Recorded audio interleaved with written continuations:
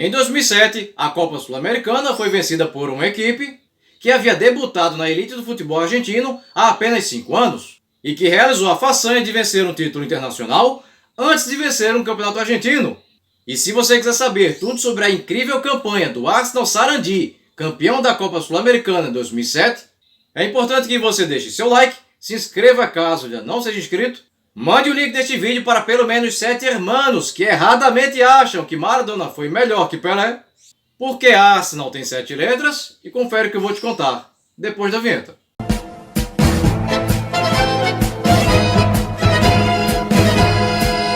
Sarandi é uma cidade argentina pertencente à região metropolitana de Buenos Aires, vizinha à cidade de Avellaneda, e que é a casa do Arsenal Football Club, time fundado em 11 de janeiro de 1957, cuja nomenclatura é uma clara referência ao seu homônimo inglês e que curiosamente possui uma camisa que junta o azul do Racing, o vermelho do Independiente, os gigantes de Avellaneda e a faixa diagonal do River Plate. O Arsenal Sarandi ficou na elite argentina de 2002 a 2018, quando foi rebaixado, mas conseguiu voltar como campeão da segunda divisão, a chamada Primeira B Nacional, já no ano seguinte. Ficou na elite da temporada 2019-20 até 2023, quando novamente caiu para a Primeira B Nacional, e em 2025 caiu para a Terceira Divisão, a chamada Primeira B, a qual está disputando neste momento. O primeiro título de campeão argentino só viria em 2012, mesmo ano em que venceu a Supercopa Argentina, e um ano mais tarde seria campeão da Copa Argentina. Lembrando que no ano seguinte à conquista da Copa Sul-Americana, o Arsenal Sarandi seria campeão de um torneio no Japão, que eu vou citar no final do vídeo. A Copa Sul-Americana de 2007, diferentemente de hoje em dia, contou com equipes da CONCACAF, mais especificamente México e Estados Unidos. Haveria uma fase preliminar, com equipes de todos os países da América do Sul filiados à Conmebol, exceto Argentina e Brasil, que só estreariam na primeira fase. Outras equipes só estreariam a partir das oitavas de finais. O campeão do ano anterior, que havia sido o Pachuca do México, 2 times da Argentina, 2 do México e 1 dos Estados Unidos. Aquele Arsenal de Sarandi tinha no comando o treinador Gustavo Alfaro, vindo do São Lourenço e que atualmente é o treinador da seleção do Paraguai, e jogadores como o goleiro Mário Cuenca, vindo do Racing e que encerrou no próprio Arsenal Sarandi em 2009, os defensores Javier Gandolfi, vindo do River Plate e que encerrou no Talleres de Córdoba em 2021, Josimar Mosquera, colombiano, vindo do Estudiantes de La Plata e que atualmente joga no Ferrocarril Roca da Argentina, Aníbal Matelan, vindo do Boca Juniors e que encerrou no Atlético de Rafaela em 2014, e Christian Dias, vindo do Huracán e que encerrou no próprio Arsenal Sarandi em 2009, os meias Diego Villar, vindo do Godoy Cruz e que encerrou no Independiente de Mar del Plata em 2019, Andrés San Martín, vindo do Tenerife da Espanha e que encerrou no argentino Sportivo Italiano em 2010, Israel Damonte, vindo do argentino Nueva Chicago e que encerrou no Banfield em 2020, e Javier Iacuzzi, vindo do argentino Tiro Federal e que encerrou no Defensa e Justiça em 2016, e os atacantes Alejandro Gomes, vindo das categorias de base e que atualmente defende o Padova da Itália, e José Luis Calderón, vindo do Estudiantes de La Plata e que encerrou no argentino Defensores de Cambaceres em 2010. Na fase preliminar, o Audax italiano do Chile eliminou o Jorge Wilstermann da Bolívia, com vitória no Chile por 2-0 e empate em 1-1 na Bolívia. O Colo-Colo do Chile passou pelo Real Potosí da Bolívia, com empate em 1-1 na Bolívia e vitória no Chile por 3-1. O Olmedo do Equador eliminou o Zamora da Venezuela com 2 vitórias, 1-0 no Equador e 2-1 na Venezuela. O El Nacional do Equador passou pelo Carabobo da Venezuela com 2 vitórias, 1-0 na Venezuela e 4-0 no Equador. O Milionários da Colômbia eliminou o Coronel Bolognese do Peru, após derrota por 1-0 na Colômbia, vitória pelo mesmo placar no Peru e vitória nos pênaltis. O Atlético Nacional da Colômbia passou pelo Universitário do Peru, com 2 vitórias de 1-0, tanto no Peru quanto na Colômbia. O Defensor do Uruguai eliminou o Libertad do Paraguai, com vitória por 2-1 no Uruguai e empate em 2-2 no Paraguai. E o Taquari do Paraguai passou pelo Danúbio do Uruguai após 2 empates em 1-1, tanto no Paraguai quanto no Uruguai, e vencendo os pênaltis. Na primeira fase, houve o duelo argentino contra o São Lourenço, e o primeiro jogo se deu no dia 14 de agosto de 2007, no estádio Julio Grondona, em Sarandi, e as duas equipes empataram em 1-1. gols de Carlos Castiglione, vindo das categorias de base, e que encerrou em 2019 no Duc Sud de Avellaneda, aos 47 minutos do segundo tempo, para o Arsenal Sarandi, e Andrés Silveira, aos 22 do primeiro tempo, para o São Lourenço. A volta ocorreu no dia 6 de setembro, em Buenos Aires, no estádio Nuevo Gasômetro, e mesmo fora de casa, o Arsenal Sarandi garantiu a classificação ao bater o São Lourenço pelo placar de 3-0. Gols de Josimar Mosqueira, aos 8, um gol contra do atleta Jonathan Botinelli, do São Lourenço, aos 40, ambos no primeiro tempo, e um de José Luis Calderón, aos 22 minutos da etapa final. Nos outros duelos, em confronto de argentinos, o Lanús eliminou o Estudiantes de La Plata, com vitória por 2-0 em Lanús e derrota por 2-1 em La Plata. Na sequência, 4 duelos de brasileiros. O Vasco da Gama passou pelo Atlético Paranaense com 2 vitórias, 4-2 em Curitiba e 2-0 no Rio de Janeiro. O São Paulo eliminou o Figueirense com 2 empates, 2-2 em Santa Catarina, 1-1 em São Paulo e vaga garantida em função da maior quantidade de gols fora. O Botafogo passou pelo Corinthians com 2 vitórias, 3-1 no Rio de Janeiro e 2-1 em São Paulo. E o Goiás eliminou o Cruzeiro, com vitória por 2-0 em Goiânia e derrota por 1-0 em Belo Horizonte. Em duelo de equatorianos, o El Nacional passou pelo Olmedo, com 2 vitórias, 2-0 em Quito e 1-0 em Riobamba. Em duelo de chilenos, o Colo-Colo eliminou o Audax Italiano, com 2 empates, 0-0 em casa, 1-1 fora e vaga garantida em função da maior quantidade de gols como visitante. Em duelo de colombianos, o Milionários passou pelo Atlético Nacional, com vitória por 3-2 em Medellín e empate sem gols em Bogotá. E por fim, o Defensor do Uruguai eliminou o Taquari do Paraguai, com empate em 1-1 em Assunção e vitória por 3-0 em Montevidéu.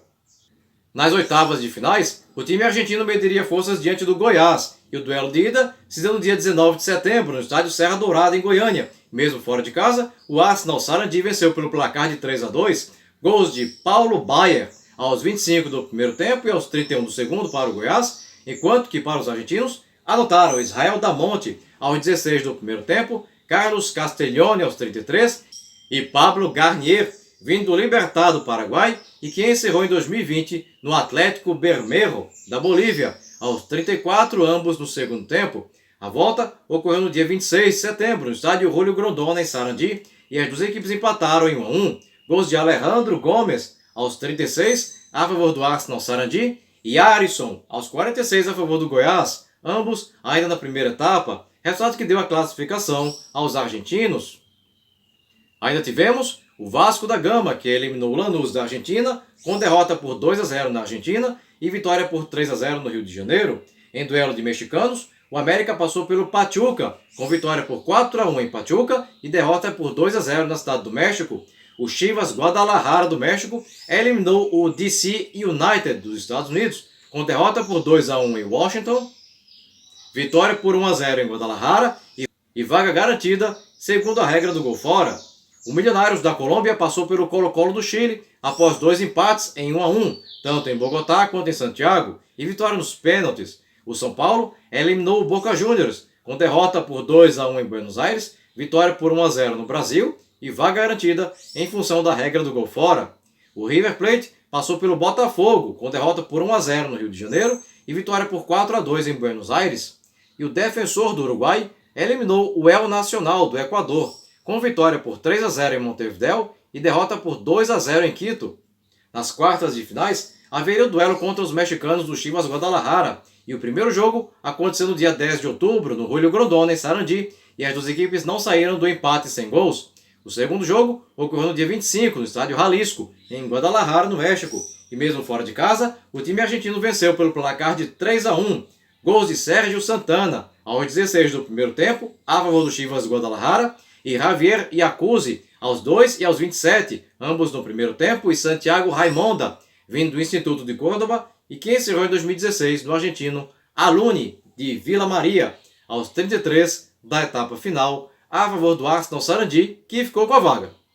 Quem também se garantiram foram o América do México, que eliminou o Vasco da Gama, com vitória por 2-0 no México e derrota por 1-0 no Rio de Janeiro.